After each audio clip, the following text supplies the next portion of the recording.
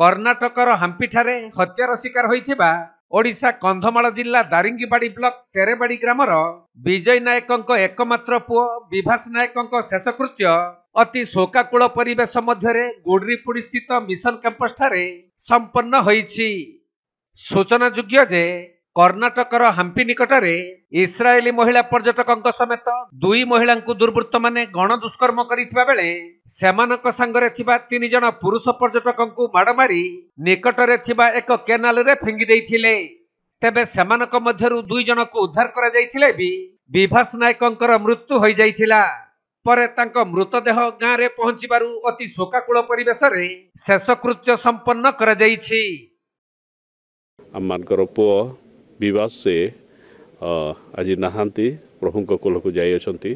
तांकर गुरुवार रात्रि समय रे कर्णाटक रे गोटे घटना घटीगला। पानी रोहली तांकर मृत्यु हैला। केते जण तांको हत्या उद्यम कले हत्या कले आ मृत्यु होई। आज सारा आमर भारत वर्ष रे ख्रीस्टान समाज रे आम समस्त दुखित अटू। विशेषकर आमर मॉडरेटर जे कि आमर उत्तर भारत मंडली रो मुख्य से अटंती मॉडरेटर तांकर निजर पुओ एकमात्र पुओ अटंती। आथिपाई आम समस्ते मर्माहत दुखित आ चिंतित एपरी समय जेपरी अन्य मानक मध्य न आसू अन्य मान जेपरी एथिपाई प्रतिवाद करंतु प्रतिरोध करंतु जेपरी से सब घटना जेपरी आमर देश में न घटू आम जेपरी शांति आनंद खुशी जेपरी रही पारिबु। तबे मृत विभास नायकंक बापा विजय नायक ख्रीष्ट संप्रदायर मॉडरेटर होइथिबारु तांको पुओ विभास नायकंक मृतदेह को ख्रीष्टीय रीतिनीति अनुसार कबर दिया जाइछि। कर्णाटकरू विभासंक मृतदेह गाँ रे पहुंचिबा परे विभिन्न राज्य तथा ओडिशार ख्रीष्ट धर्म प्रचारक फादर सिस्टर और आखपाख अंचल रे थिबा चर्च गुड़िकर पालकंक गहन रे विभासंकु कबर दिया जाइछि। सूचनायोग्य जे मृत विभास जने उच्च शिक्षित युवक होइथिबा बेले से चेन्नई स्थित मद्रास क्रिश्चियन कॉलेज रे बीबीए एवं बॉम्बे स्टॉक एक्सचेंज अनुष्ठान रे एमबीए पढ़ा सारी दिल्ली स्थित एसटी स्टीफेन हॉस्पिटल रे चाकरी करुथिले। आउ कर्णाटकर हाम्पी अंचल को किछि सांग मानक सहित बुलिबाकु जाइथिबा समय रे एही परी अघटन घटिथिला। तेणु विभासंको हत्या करिथिबा अभियुक्तंको गिरफ्त करी दृढ़ कार्यानुष्ठान ग्रहण करिबा पई विभासंको परिवार लोक माने दाबी करिथिले।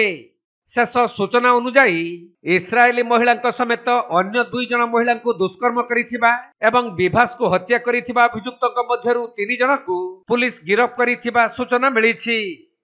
आमानकर मिशन कंपाउंड रे एक शोकर छाया खेली जाइछि। कारण फुलबाणी धर्मांचल पूर्वतन बिशप तथा वर्तमान उत्तर भारत मंडली मॉडरेटर महाशयंकर एकमात्र पुत्र शनि बाबू से प्रभु कोल को चली जाई अछंती।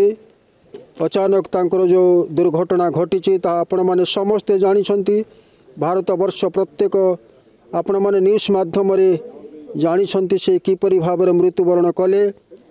आउ महाराष्ट्र गतकाली भुवनेश्वर को आणिले।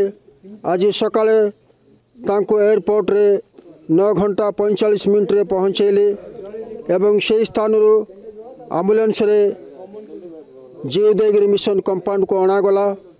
यही स्थान को ठीक 3 घंटा समय रे पहुँचला एवं मिशन कंपाउंड रे समग्र डायसिस रे थिबा प्रत्येक मंडली कर्मकर्ता माने विश्वासी माने बहु संख्यार एकत्र होइथिले तथा सीएनआई रो अनेक डायसिस रो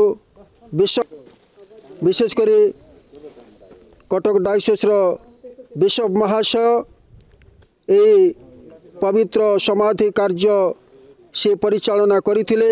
को निया जाइथिला समाधि करा जाइथिला।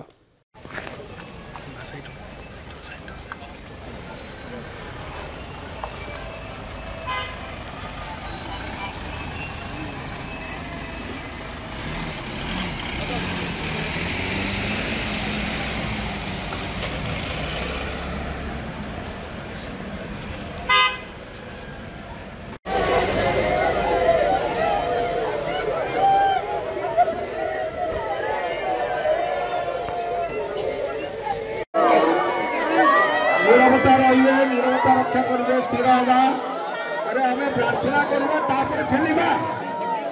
Kandhamal जिल्लारू Jyoti Prakash Samantaray report Konark live.